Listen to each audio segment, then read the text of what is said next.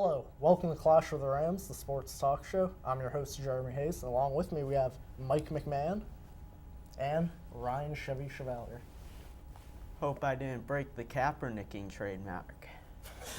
we got the Ram of the Year and the Clash of the Rams champion, and then me. So yeah, okay. But it's our Super Bowl edition. Host. Gee, thank you. It's our Super Bowl edition this week, and we have the Super Bowl coming up this Sunday. And it's Ravens 49ers.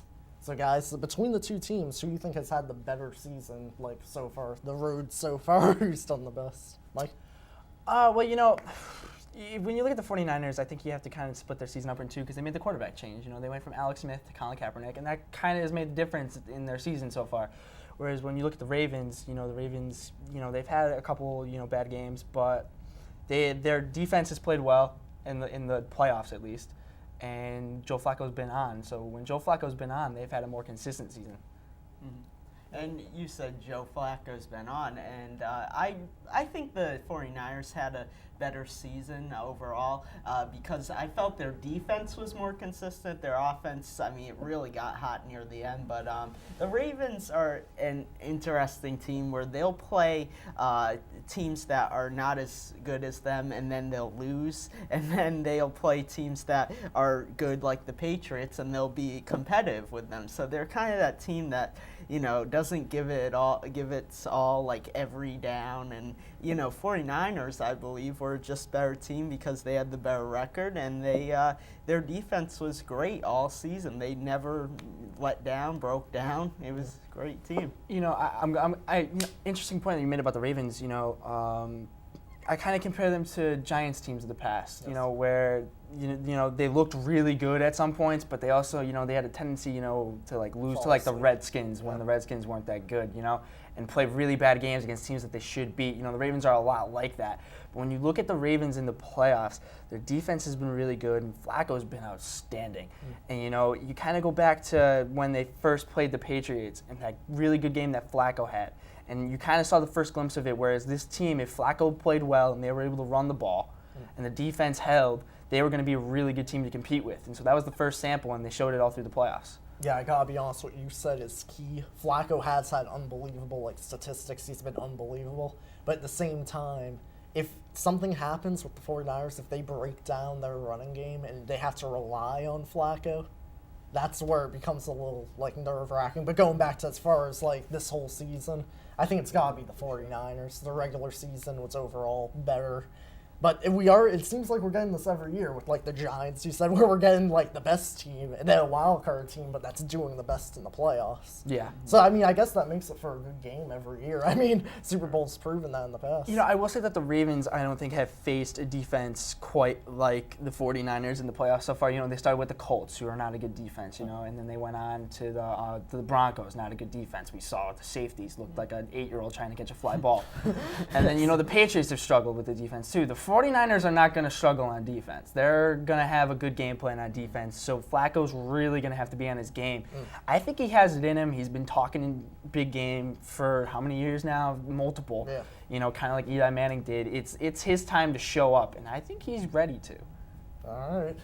Yeah, the 49ers secondary, it's going to be interesting because they're coming off a game where they gave up a huge amount of yards to the Falcons, over 400 yards, and held Michael Turner 30 yards rushing. So it's going to be interesting. It might come down to, can Flacco pick apart that secondary?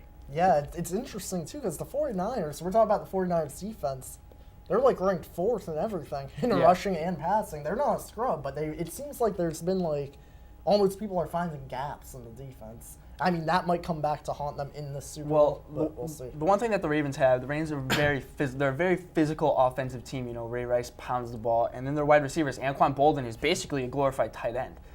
He's got speed and he's got size, and he's not afraid to bang a defensive back. And then you got Torrey Smith, who burns you with speed too. So they really got a good balance at wide receiver. Well, honestly, Well, you said yeah. powerful. The 49ers, their run game and defense, that's what they're based around. Yeah. So that's why I think, when these two teams clash, can the 49ers do what they've been doing all year, which is just dominate teams on defense and with the run game? Yeah. I mean, 49ers have wear proven down the that, Ravens? yeah, they've proven that they can shut down the run. Yeah. And I mean, if they do that with Ray Rice and, like I said, make Flacco throw, I don't trust Flacco to make big plays against the secondary, not yet at least. This is his game. It's like you said, this is his moment. Yeah. If he shows up, if he doesn't, it's not like he's a bad quarterback. He's Yeah. still getting there. Okay. He's still pretty good. So, but I think what I wanted to say is that, the key isn't so much going to be Flacco. It's going to be the run game, because if they could have a decent run game, if they could kind of, establish a run game where Flacco doesn't have to throw the ball 30 to 35 times, I think that goes a lot in the Ravens' favor, where if, Flacco does have to throw the ball more than 30 times or even more than 25 times, the Ravens are going to get in a little bit of trouble. I will say the Ravens line looked excellent against the Patriots last week. Yeah, that Just was dominated them, so maybe they can get that run game going, even though 49ers D. It was pretty frightening, I have to say. Michael Orr, Mr. Blindside, he actually had a pretty decent game, and I'm always all over him. Saying, because I don't think he's been that, he hasn't lived up to the hype, but he's been, the whole Ravens team has had a good playoff. But I want to move on, we've been talking about the defense, let's move to the quarterback position. Kaepernick and Flacco, we've talked about Flacco a little bit, but what about Kaepernick? Would you rather want Kaepernick over Flacco in this game? Well, I'm really interested to see in how Kaepernick gets up from his first hit. Because Kaepernick's going to get popped in the first quarter by either Terrell Suggs, Pollard, Ed Reed, or Ray Lewis. He's going to get popped. I'm really interested to see how he gets up, and I think that's going to kind of set a tone for the whole game. Well, I would pick probably Kaepernick.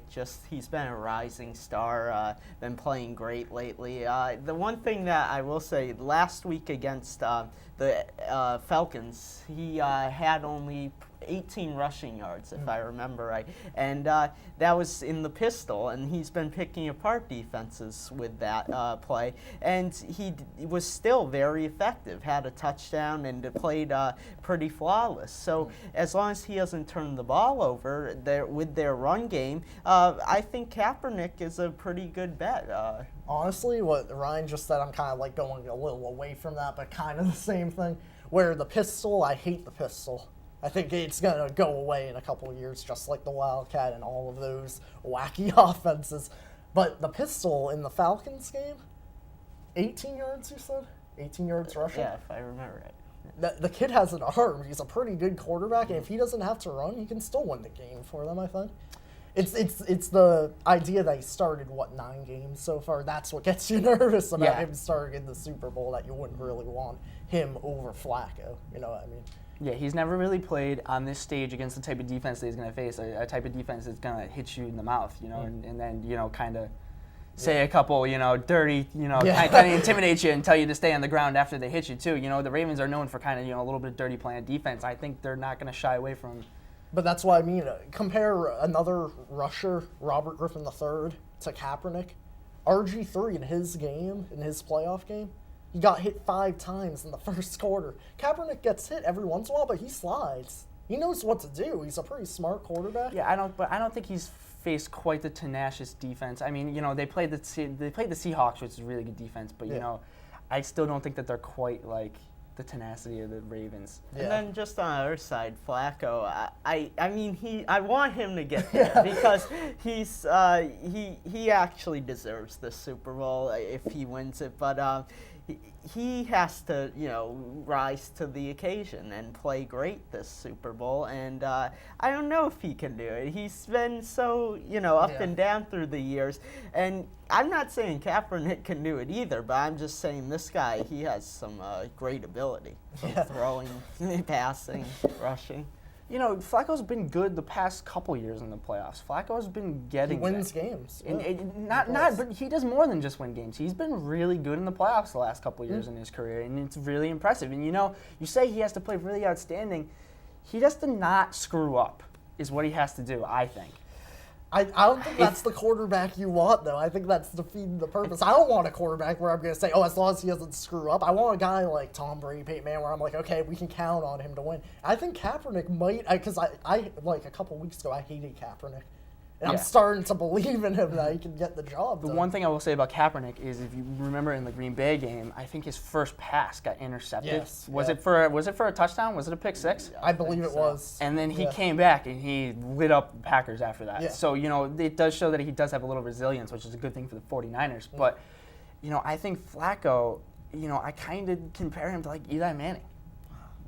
I really think that Flacco could turn into the next Eli Manning, where, everybody's like, oh, Flacco, he's not an elite quarterback. You can't. He's not a guy. And then he just goes on and he wins a Super Bowl. Well, we're going to talk about this another time. Maybe, possibly. We're going to talk about this another time. That was implying that Eli Manning is an elite quarterback, but I mean, we'll get to that another time. No, it wasn't really. It was saying that these elite quarterbacks, don't always win Super Bowls. And you don't have to be an elite quarterback to win a Super Bowl. Good. And just going off what you said with the turnovers, not making a mistake for Flacco, I think it's more important actually for Kaepernick to not make turnover, or to make, he can make turnovers. I'm sorry. While Kaepernick can turnovers. Because Kaepernick, he has the run game behind him. So he made that play against Green Bay. They didn't even think about it because he only is passing the ball so many times a game. And, he's not going to turn over too much. But Flacco, he has a lot riding on his shoulders. He has, Ray Rice. You don't know what he's going to do in this game against tough D. He's got to actually probably make some take some chances down the field, which we'll see what happens with that. All right, we're going to move on to our final topic, which is something that people love to do. You know me, I'm not a guy for predictions, but it's the Super Bowl, we got to do it. So what is your Super Bowl prediction? Who's going to win? If you want to give me a score, MVP, the coin toss, something. Go ahead, Ryan. I'd say 49ers, and I'm going to be kind of bold, say it's going to be about 30-18. Going to be a good win for them. All right, I'm going first, actually. Okay, I picked the 49ers, and we haven't talked about this. I had the score 30-18. No, so that's pretty crazy, actually. But yeah, I think Kaepernick's going to be the MVP. Great minds It's the think start of a franchise and a dynasty. It's going to be pretty good. Dynasty. Hey now. Yeah. Okay, well, for the sake of the show, no, I was going to go with the Ravens anyway. I'm going with Ravens in a semi-low scoring, kind of like a Patriots-Giants kind of Super Bowl where it's a low-scoring game. I'm going let's go 24-21, which isn't that low-scoring, but it's kind of. It's still. It's considered defensive in these days, and I think. As long as it's not 3-0. I think Torrey Smith catches 2 deep ball touchdowns, and I think he takes the MVP. And wow, over Flacco. Over Flacco. Wow. I think Torrey Smith would end up being MVP. I wouldn't mind seeing that, actually. I like Torrey Smith. And I like Torrey Smith, too. Yeah. And I'm going with 2 Jim Harbaugh headset tosses. 2. Really? I'm going with 2. 2? Yeah. Jim, not John. Jim. Okay, Jim. yeah. Okay. I was about to say John's pretty calm. one when Kaepernick throws his first interception, and another one at the end of the game when a safety falls down and lets Torrey Smith catch a touchdown. Jim's kind of the spaz child of the family. All right, that's all we have for our Super Bowl episode. From us at Studio 73, we'll see you guys next week. Enjoy the commercials. Oh, yeah. We're putting that.